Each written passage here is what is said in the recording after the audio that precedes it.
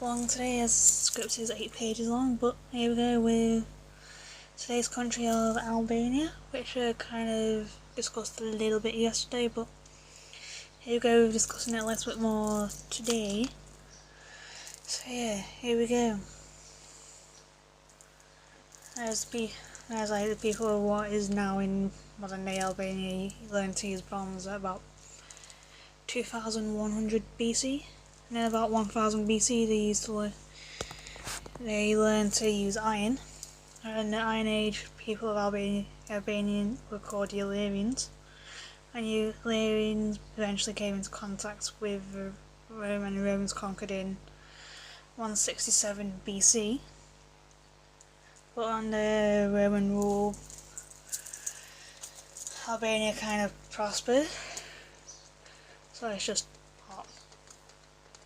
But a country that isn't quite Albania as it's from Barcelona.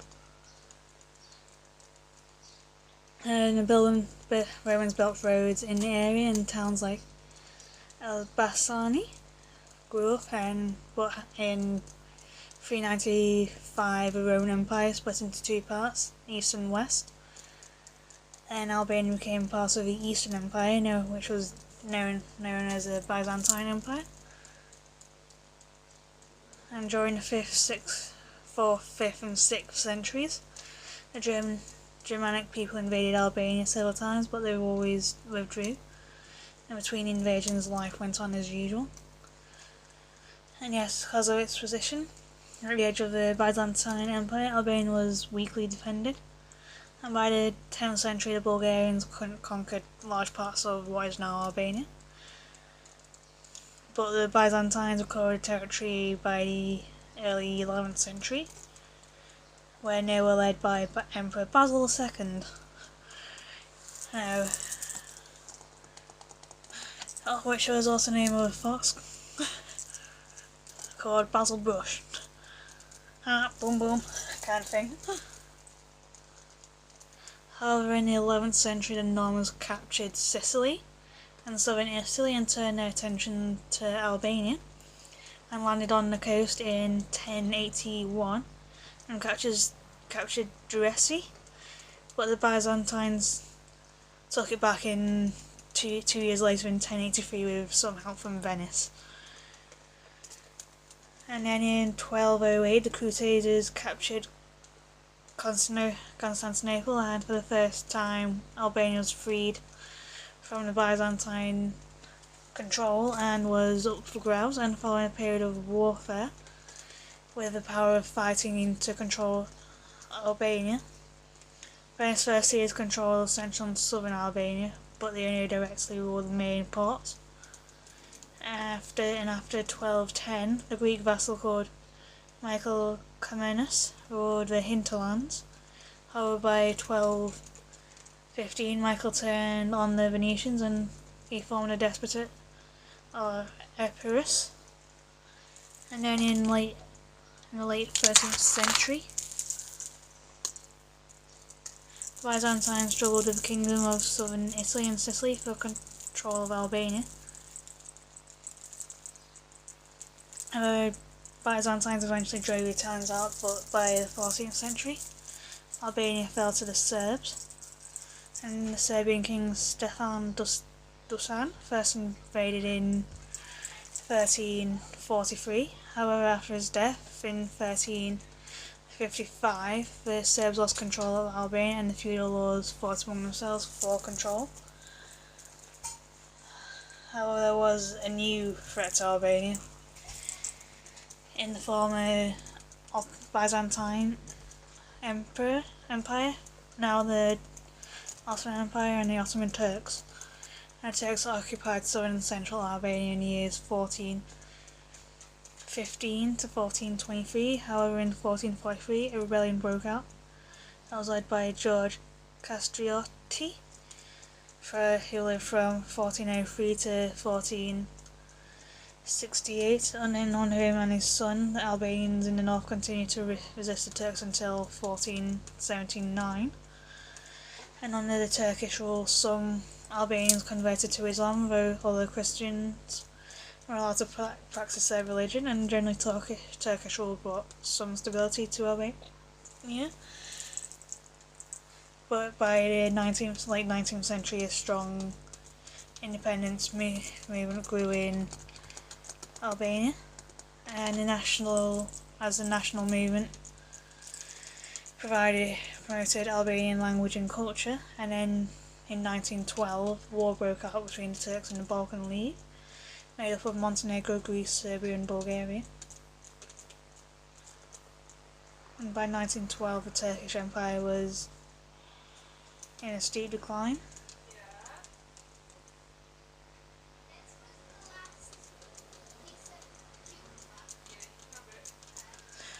And the Albanians were afraid their country would be divided up between the members of the Balkan League, and to prevent it, the Albanians leaders met in the Vlora, and on the 28th of November they declared their independence. And on the 20th of December 1912, the European greatest powers like Britain, France, Germany, Austria and Russia recognised Albanian independence. And in 1913 they appointed a commission to demarcate Albania's borders. However, they refused to recognise the provisional government in Albania. Instead, they made a German prince, William of Wade, King of Albania, and William arrived in Albania in March 1914, but fled after 6 months in September of 1914, and Albania then split into regions without any central government.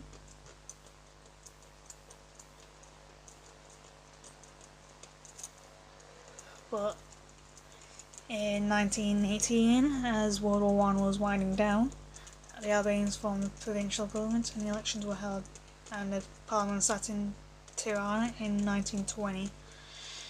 And the Albanian interior minister was Ahmet Sogu, who lived from 1895 to 1961. And in December 1922 he became the Albanian premier.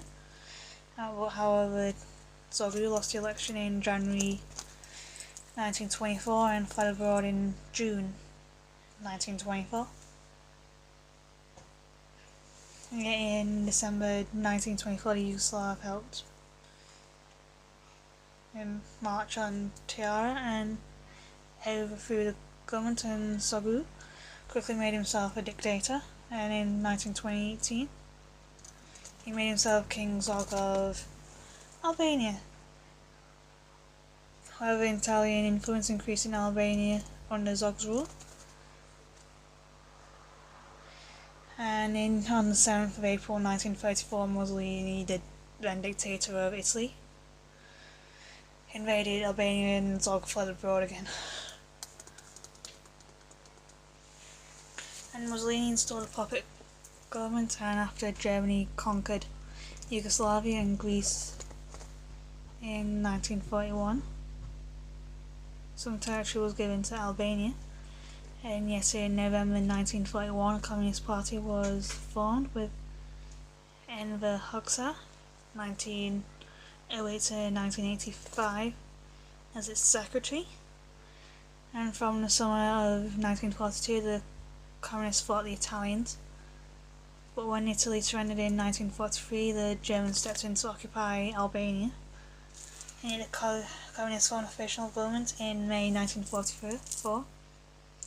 In October 1944, the Germans began to withdraw from Albania, and finally on the 28th of November 1944, the Communists entered Tirana, and they imposed a totalitarian regime in Albania. And the Communists began to nationalise industry in Albania, and for the first relations with Yugoslavia were friendly. However, in 1948 Yugoslavia isolated itself from the Soviet Union and other Eastern European communist countries, and Albania promptly ended any economic agreements with Yugoslavia, and in 1950 they broke off diplomatic relations until they were restored in 1953, and then in the late 1950s relations between the Soviet Union and China grew worse, and Albania sided with China, and in the late 15th, and the Chinese increased their economic aid to Albania. Finally, in 1961, Albania broke off diplomatic relations with the Soviet Union, and after Mao died in 1976, relationships between Albania and China cooled, and ordinary people were completely isolated from the rest of the world. And Enver Hoxha died in 1985, but the tyrannical regime in Albania continued. And Enver Hoxha was, like many Marxists, was an atheist.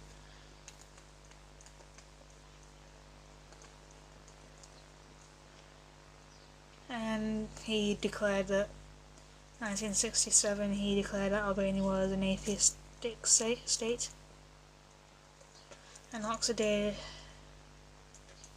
and he did all he could to eradicate religion from Albania, as all religious buildings were closed and all worship was banned.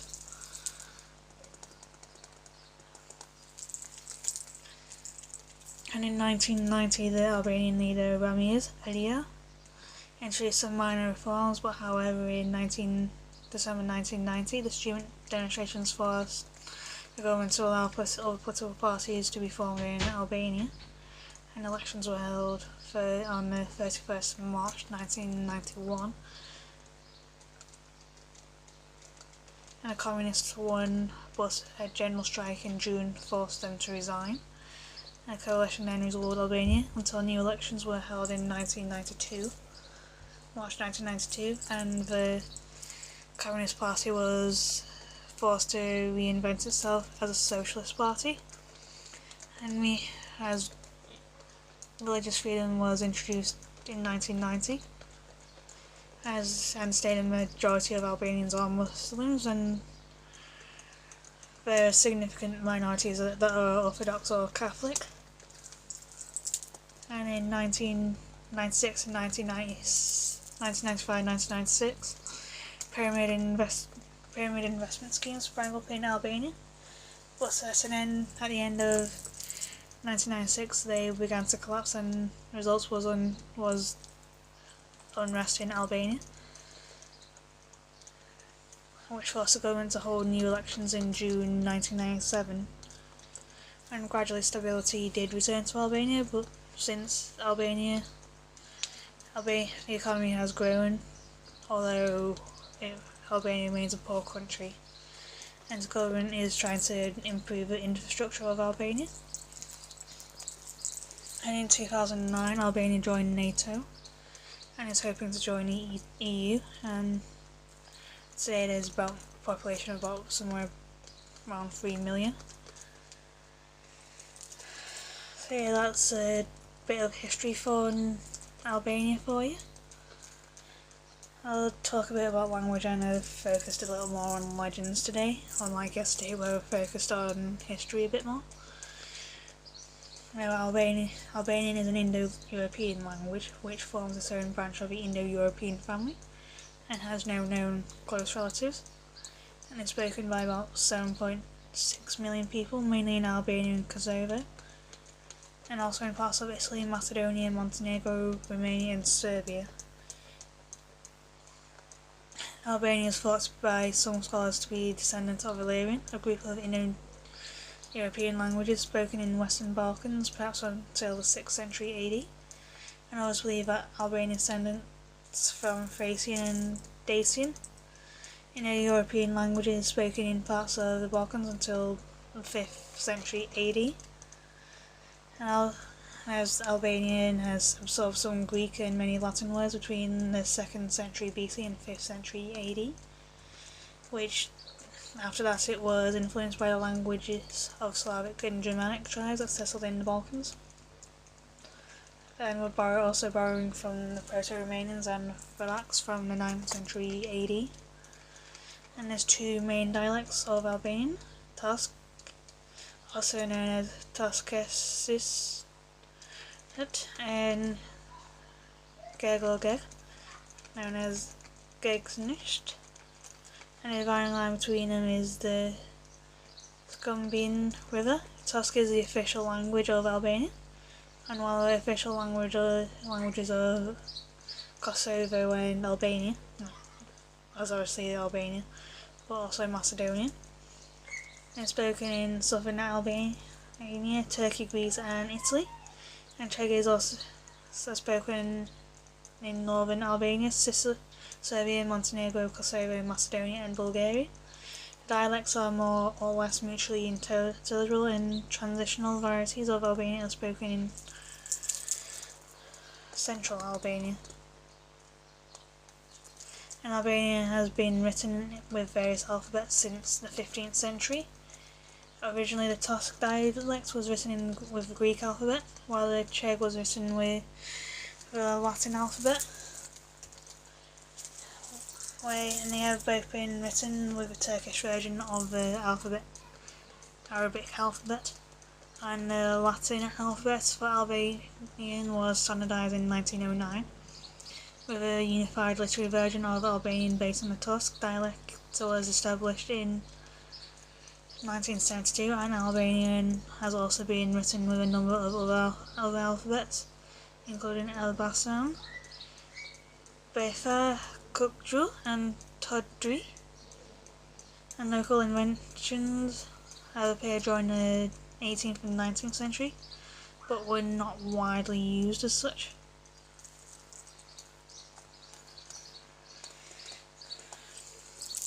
Moving on to legends, as it is literally the longest part of the video, considering it's like 4 pages long, as Albanian mythology comprises of myths and legends about the Albanians, and elements of Albanian mythology are Paleo-Balkanic in origin, and almost all of them are pagan, and Albanian myths can be divided into 2 major groups: legends of metamorphosis and historical legends. And many characters of the Albanian mythology are included in Albanian songs of the frontier, warriors, and the traditional cycle of Albanian epic songs. As there's some of the best known are going to be included in here.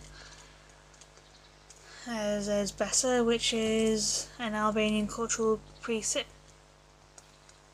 So usually translated as faith, that means keep to the promise, and word of honour. And the word's K origin can be traced to the canon of the Dukanjini, a collection of Albanian traditional customs and cultural practices. Besa is an important part of a personal and familial standing, and is often used as an example of Albanianism. And someone who breaks his Besa may even be banished from his community, and the roots of this code sprouted from the code of Lake Dukanjini, an Albanian cultural code. Then there's Bola, and is a type of serpentic dragon, kind of like a demonic dragon-like creature, like a long-coiled serpentine body with 4 legs and small wings with in ancient Albanian folklore. And a dragon sleeps throughout the whole year and only wakes up on St. George's Day, where its faceted silver eyes peer into the world, and the Bola does this until it sees a human and devours a person and then closes its eyes and sleeps again. And in the 12th year, the Bola evolves into growing 9 tongues, horn spines, and larger wings. And this time it will learn how to use its formerly hidden fire-breathing abilities, and is now called a Cossedra, or Hydra. And then the Cossedra causes droughts and lives off human sacrifices. As a Cossedra is sometimes also represented by an enormous woman with a hairy body and hanging breasts. And in other mythologies, it corresponds with the Iranian Hydra of Greek mythology. and the monster can cause a shortage of water and require human sacrifices to propitiate it, and the creature is also known as Balar in southern Albania. Then there's Bojlos and Katara, which is a giant, and then there's Constantine and Dorintine is the only daughter of a family with 13 children, and when Dorintine is asked by marriage by a foreign prince, and everyone in the family disagrees to let her go so far away, and only Constantine, the youngest of Dorintine's 12 brothers, wants to make her happy and promises his mother that he'll bring Dorotine back to see Mother as soon as Mother wants to, but eventually Mother agrees to the marriage because of Constantine's promise. At this point the 12 brothers agree to the marriage, but soon they all die in a war, Constantine included, and Mother could not bear the loss of all her children, and not even having her daughter close to her in old age, and mourning too heavy to bear, and her monologue is full of pathos and anger. During her rage, she cursed her own dead son, Constantine, who made a promise he could not keep. And the cursed Constantine wakes up from the death and brings Dorotine back, because the mother's curse is even worse than death, and it's worse than anything else. He finds Dorotine dancing during Easter time, and Dorotine knows nothing about all 12 of the brothers being dead.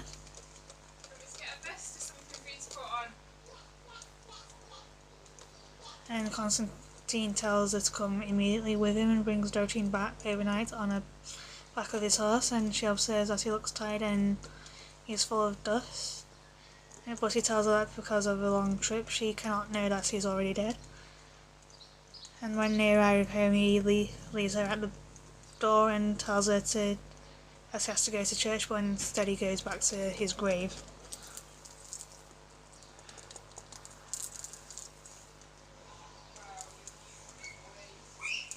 Dorotine doesn't realise that she had travelled on his brother's horse when he was already dead, until she was told by her mother. And the finale is breathtaking because the shock of the two women who realize Constantine has risen from the dead. The morale of the legend is that the Albanians will get up from their graves to keep a promise and maintain their Bessa. And the only reason why is several times the legend called Constantine's Bessa. And then there's a Dampir. And it's a bit like a Dampir in Balkan folklore is a child of a vampire father and a human mother, and the term is sometimes spelled Dampir and Dampire.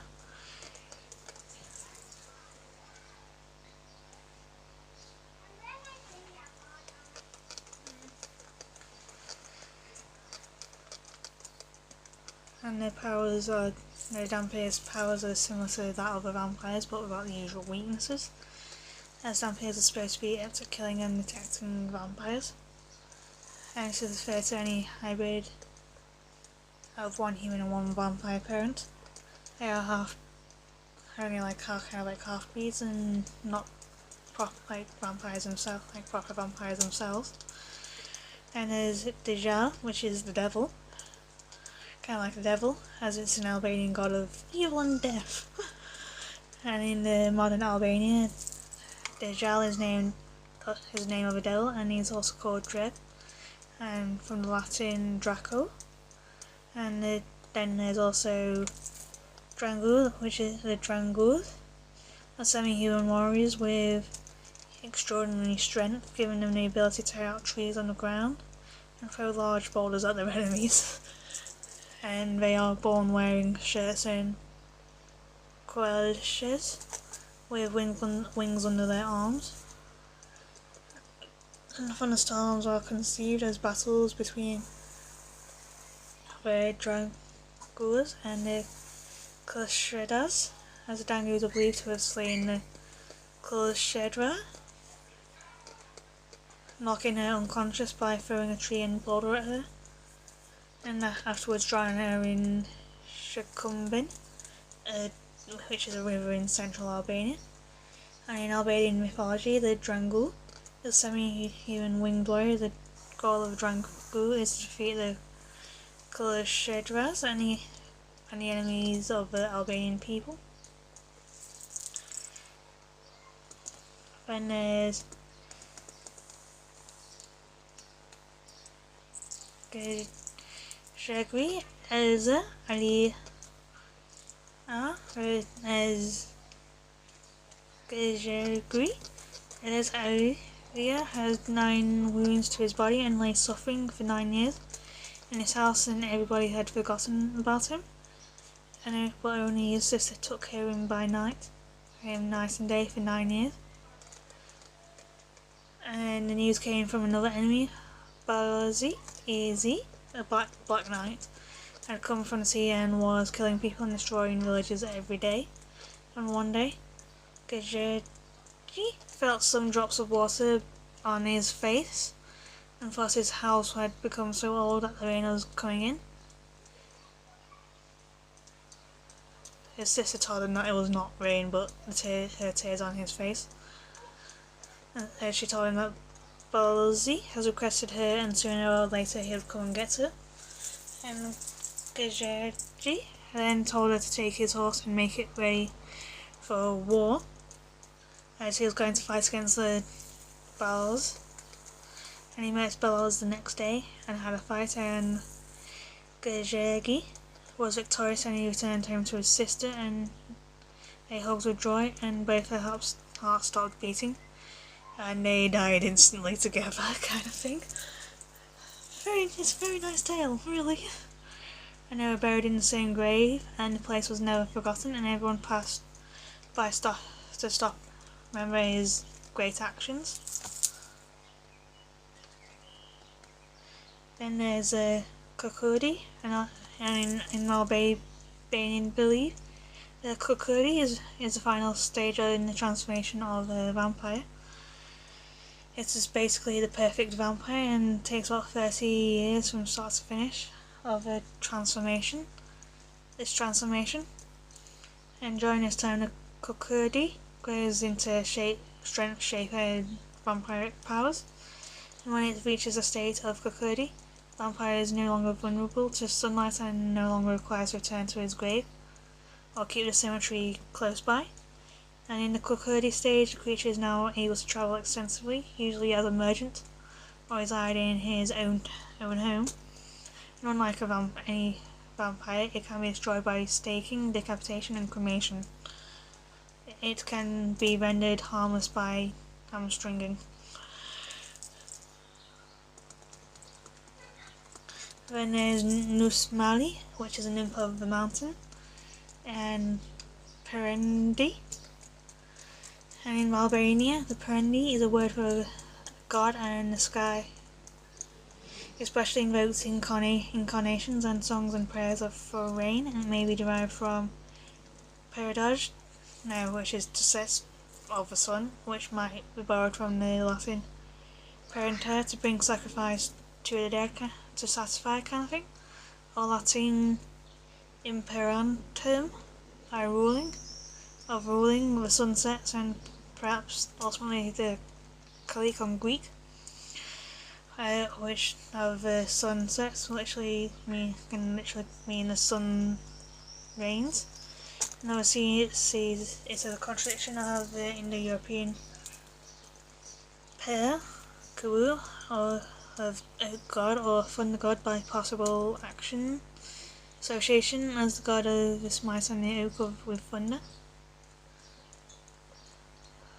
So yeah. Now for the discussion of the possible etymologies of a group of gods. And the parent element might be related to Slavic perun, from per to which means to strike, and perhaps then the D to deus, e.g. Greek Zeus. And if the conjecture is correct, the word could have been either Thracian in origin. In Albanian mythology, he is consort to Prende. Moving on to Prende. Prende was a god of love in Albanian folklore, and she was a wife of Prendi, and referred to in Albanian legends as Soja e Bucharest, which translates as the Queen of Beauty, while her sacred day was a Friday. And when Albanian became Christianized in the early Middle Ages, Prende was identified by a Catholic church as Saint Anne, and Mother of Virgin Mary, Albanian. Shen Premete or Prende, known as Czech dialect as Prene or Petka.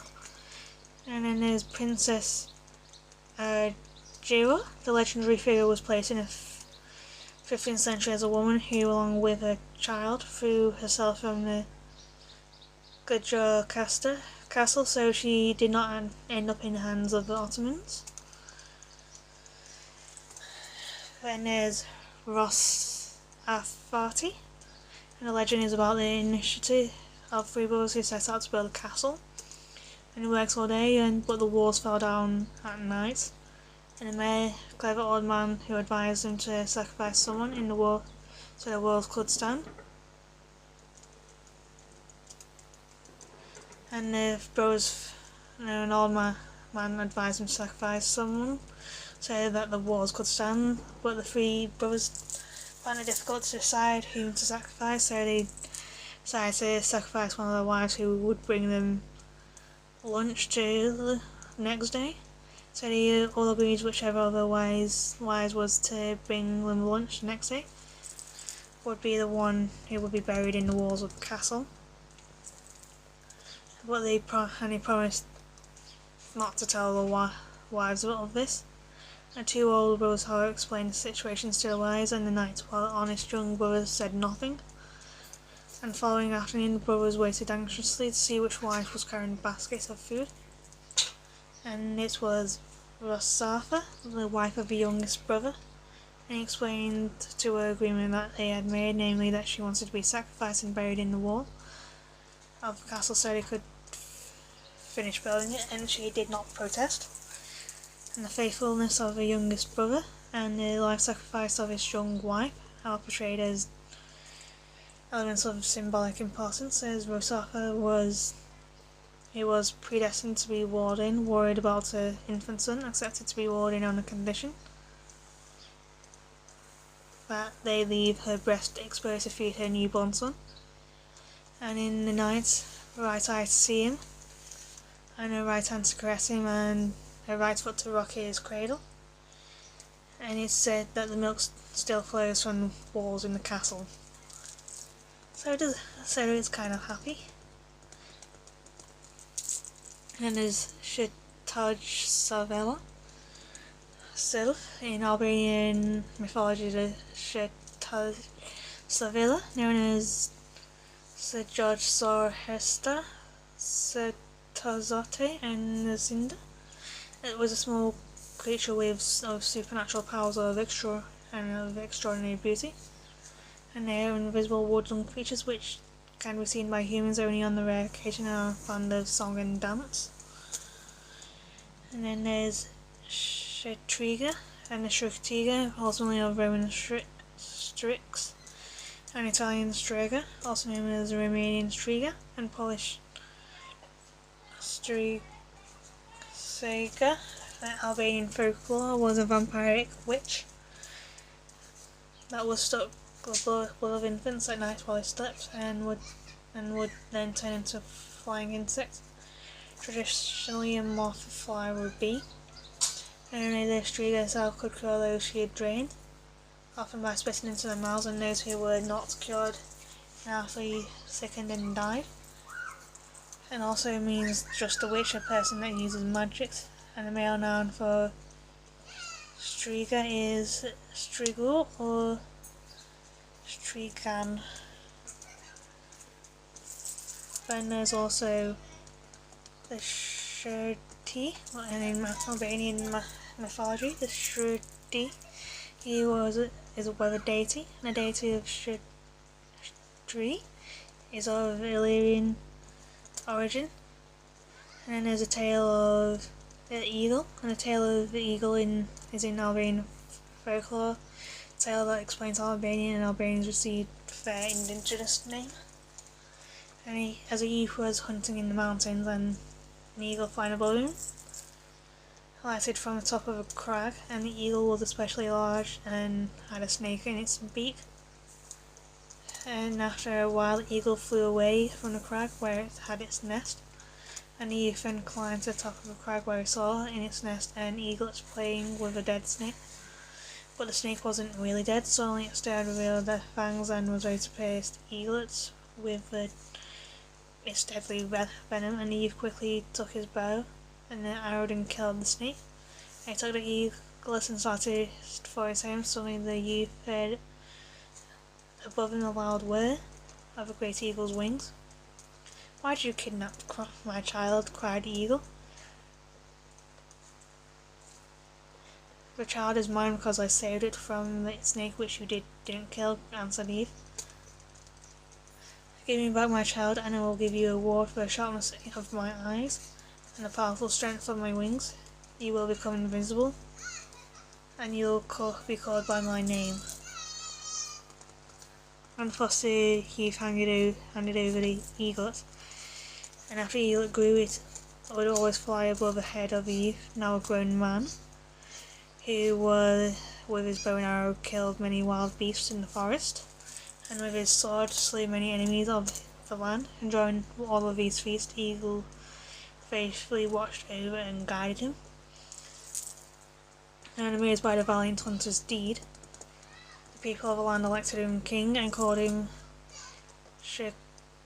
Shikwipetar, which just is to say son of the eagle. As Shikwipe or Shikwipanji is Albanian for eagle, and his kingdom became known as Shikwiperia, or land of the eagles, and two heads of the eagle represent the north and the south. And then there's Tamar, and he was the father of gods and humans in Albanian mythology. There's Baba Tamar. Tamar is seen as an old man with a long white beard flowing down to his belt. As a deity of Tamar, it is of Illyrian origin and accompanied by two female eagles, and the wings are his servants. And his consort was a mysterious goddess referred to as Bukura Edhout. He was attended by wind spirits. In medieval Albanian, he was referred to as an N, and he survives in Jete, an Albanian word for Thursday. The cult of Tamar has been linked to romantic nationalism by Relindas. And then there's Forfeit, moving on, there's Forfeit, which is a name. And then there's Verti, who is a deity of storm and fire in the northern Albanian mythology.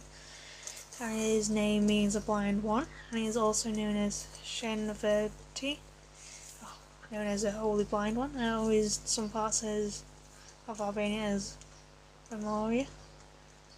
Then there's the last one, Zana Malit, or mountain fairy. As a Zana Malit is an Albanian mythological creature. In Albanian, Zana or Zere in southern Albania, and translates as fairy of mountain in English. As Zana is a definite noun, and or Zana, which is Zane, which is plural of pre-Roman Paleo-Balkan origin, and its etymology is related to the Latin Diana, and is also similar to Badha.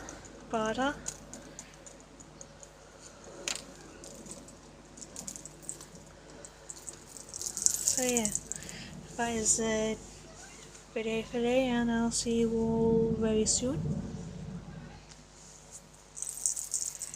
Yeah, au revoir.